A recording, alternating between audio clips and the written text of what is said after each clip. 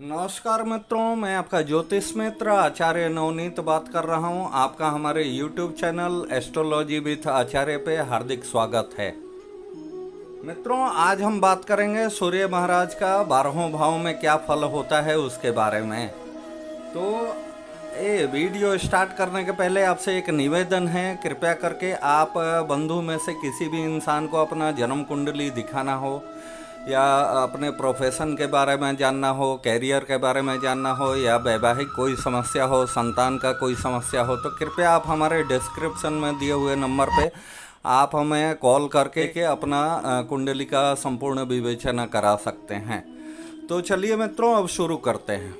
लग्न में बैठा हुआ सूर्य, जैसा मैंने ये कुंडली बनाया है, ये लग्न कुंडली है। इसमें मैंने मेष लग्न का कुंडली बनाया है।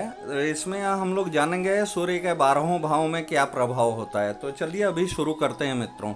जैसा किसी भी इंसान के लग्न में यही सूर्य उच्च का होके बैठे, शुभ अवस्था में बैठे, ऐसा इंसान बहुत ही धनवान होता है। दूसरा, ऐसा इंसान सेल्फ मेड रिच पर्सन बनता है और उसका शारीरिक बनावट बहुत ही खूबसूरत होता है।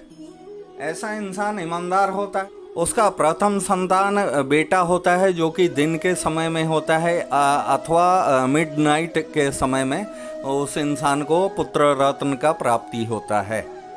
लग्न में यदि सूर्य महाराज यदि नीच के हों, क्रूर हों, पापी हों या किसी भी तरह से दूषित हों, तो ऐसे इंसान का जो जिंदगी है वो बहुत ही ज़्यादा कठिनाईपूर्ण होता है, प्लस दुर्घटना होता है, प्लस ऐसे इंसान को मान सम्मान समाज में नहीं मिल पाता और उस इंसान का सप्तम भाव को भी वो दूषित करता है, क्योंकि लग्न में बैठे हुए सूर्य महाराज का सीधा दृष्टि उनके दाम्पत्य स्थान पे है। ये पत्नी का स्थान होता है, दाम्पत्य स्थान। तो उनका वैवाहिक जिंदगी भी बहुत ज़्यादा दुखदायी होता है, या तो पत्नी से भी छोह करा देता है। यदि यही सूर्य महाराज यदि आपके धन भाव में, जहाँ सेकंड हाउस में यदि वो बैठते हैं शुभ अवस्था में होके, तो ऐसे इंसान के पास दुनिया का हर सुख सुविधा मौजूद होता है। धन संपत्ति, रुपया पैसा, हर चीज़ से वो इंसान संपन्न होता है। प्लस वो ससुराल, काहे कि ये दूसरा स्थान है, धन के लिए भी देखा जाता है और ससुराल को भी देखा जाता है। तो ससुराल पक्ष को भी बहुत ज़्यादा मदद करने वाला ऐसा इंसान होता है। मित्रों, यदि किसी भी इंसान के कुंडली में सूर्य महाराज शुभ अवस्था में बैठेंगे और चंद्रमा यदि उनका शुभ है, एक तो सूर्य के तृतीय सूर्य के बैठने के वजह से चंद्रमा महाराज बहुत ही शुभ फल देना शुरू कर देते हैं। लेकिन यदि ऐसे इंसान का चंद्रमा यदि खराब होगा तो उस इंसान का राहु केतु भी बहुत ज़्यादा अशुभ फल देना शुरू कर देता है। और जिसका भी तृतीय स्थान का सूर्य होगा यदि वो शुभ अवस्था में है, तो ऐसे इंसान का उम्र लगभग 80 से 100 साल का लगभग होता है। यदि ऐसे इंसान का राहु और केतु भी खराब हो, तो ऐसे इंसान के मामा का स्थिति, ननिहाल का स्थिति बहुत ही ज़्यादा बुरा होता है। जब भी उस इंसान के कुंडली में राहु या केतु का दशा अंतरदशा त्रिअंतर दशा आएगा, तब उनके ननिहाल में कुछ ना कुछ बहुत ही ज़्यादा बुरा होता है। मित्रों, जब भी किसी भी इंसान के चतुर्थ भाव में, जो ये सुख का स्थान है, माता का भी स्थान होता है, यदि इस स्थान में सूर्य महाराज बैठेंगे शुभ अवस्था में होके, और उसके ठीक बगल में जो पंचम भाव है उस स्थान पर यदि चंद्रमा महाराज बैठ जाएं, तो ऐसा इंसान अतुलित धन का स्वामी होता है। अतुलित धन का मीन्स कि वो करोड़ों छोड़िए 10, 20, 50, 100 करोड़ का मालिक बनता है।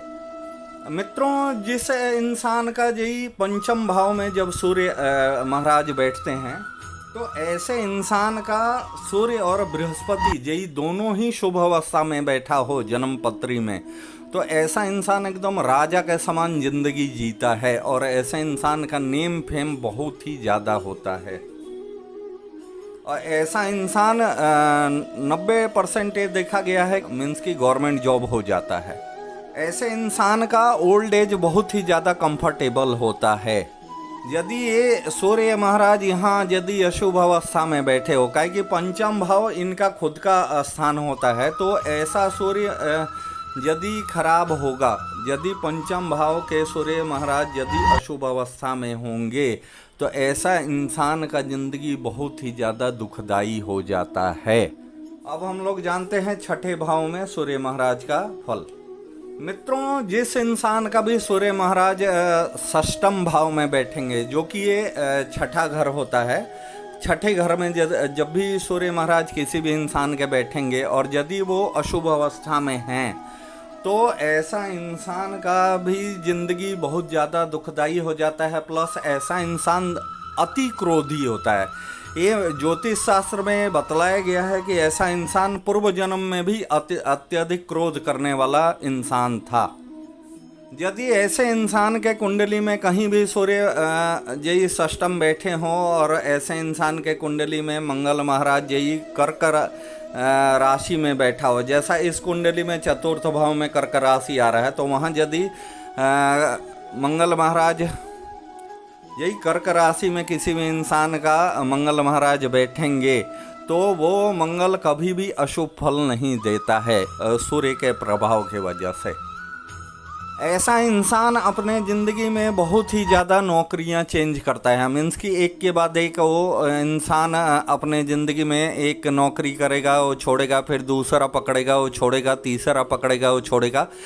जब इस इंसान को, जिसके भी कुंडली में षष्ठम भाव में सूर्य महाराज बैठेंगे, पुत्र रत्न की प्राप्ति होती है, मीन्स कि बेटा होता है, उसके बाद से वो इंसान जो नौकरी पकड़ता है उसमें वो स्टैब्लिश्ड रहता है। इस सज्जन का भी कुंडली में सूर्य महाराज सप्तम भाव में यदि शुभ अवस्था में बैठते हैं तो ऐसे इंसान का बहुत ही ज़्यादा गवर्नमेंट से रिलेटेड रुका हुआ काम पूर्ण होता है। प्लस यदि इस स्थान में सूर्य महाराज मानिए कि तुला राशि का होकर बैठेंगे, जहाँ की वो नीच के हो जाते हैं, तो ऐसे इंसान का जिंदगी नर्क हो जाता है और प्लस उसका वैवाहिक जिंदगी को छिन्न भिन्न करता है। इससे भी ज़्यादा दोषपूर्ण सूर्य यहाँ हो जाते हैं मकर राशि का। यदि इसी स्थान पे सप्तम भाव में मान के चलिए कि 10 का अंक लिखा हुआ है और वहाँ सूर्य महाराज बैठे हुए हैं, फिर तो समझिए कि ऐसे इंसान का जो वैवाहिक ज़िंदगी होता है वो पूरी ज़िंदगी माना गया है कि अपूर्ण ही रहता है, वो कभी भी सफल नहीं हो पाता है। वैवाहिक ज़िंदगी पूरा छिन्न भिन्न हो जाता है ऐसे इंसान का। प्लस मान सम्मान समाज में नहीं मिलता है, ऐसा इंसान समाज में कलंकित होता है, सर में दर्द रहने का शिकायत होगा। प्लस उसका आई साइट भी बहुत ज़्यादा कमज़ोर हो जाता है। मित्रों, जिस इंसान का भी सूर्य महाराज उसके अष्टम भाव में बैठे हुए हैं, ये स्थान में बैठे हुए हैं, जो कि आयु का स्थान माना गया है या मृत्यु का, दोनों ही चीज़ यहीं से देखा जाता है। तो ऐसा इंसान के परिवार में जब भी कोई आदमी डेथ करता है उस समय वो इंसान अपने पैतृक निवास से कहीं दूर ही रहता है। मीन्स कि उसके रहने भर में कोई भी इंसान उसके आंखों के सामने डेथ नहीं करता है उसके फैमिली से। मित्रों, जिस इंसान के भी नौम भाव में सूर्य महाराज बैठेंगे, मीन्स कि भाग्य भाव में, जहाँ ये हुआ नौम भाव इसका, तो ऐसा इंसान अपने पूरे परिवार के लिए एक मीन्स कि मुखिया के जैसा वो काम करता है, एक छाया के जैसा काम करता है। वो हर इंसान का मदद करता है।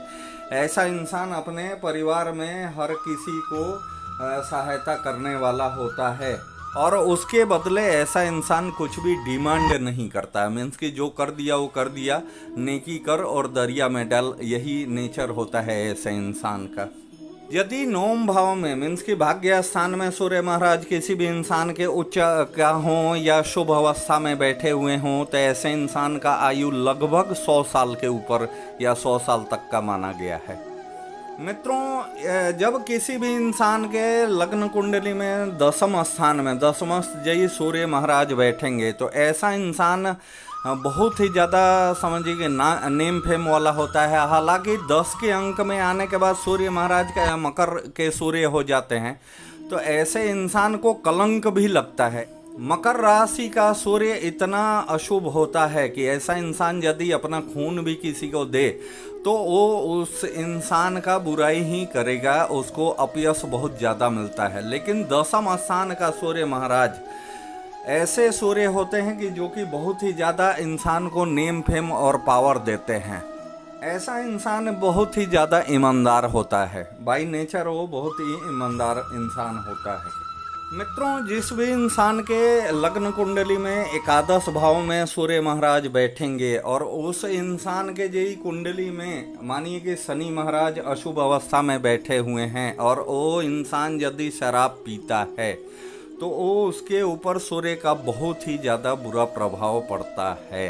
तो इस इंसान को पर स्त्री और शराब से, मांस मदिरा से दूर रहना चाहिए, तब जाके ये सूर्य शुभ फल देना शुरू करते हैं। मित्रों, जिस इंसान के भी लग्न कुंडली में द्वादश 12वें स्थान पे जय सूर्य महाराज बैठते हैं तो ऐसा इंसान दूसरों का फिक्र करने वाला होता है। वो दूसरों की बहुत ज़्यादा मदद करता है और ऐसा इंसान परदेश में जाके मीन्स कि अपने जो नेटिव प्लेस है उससे दूर जाके यही शुभ अवस्था में सूर्य है तो इंसान बहुत ही ज़्यादा धन दौलत अर्जित करता है। तो मित्रों, इस वीडियो में बस इतना ही। आपसे एक विनम्र निवेदन है हमारा, प्लीज़ हमारे चैनल को आप लाइक कीजिए, सब्सक्राइब कीजिए और अपने मित्रों को शेयर कीजिए। और मित्रों, आप हमको कमेंट किया कीजिए ताकि उस हिसाब से हम वीडियो बनाया करें। नमस्कार।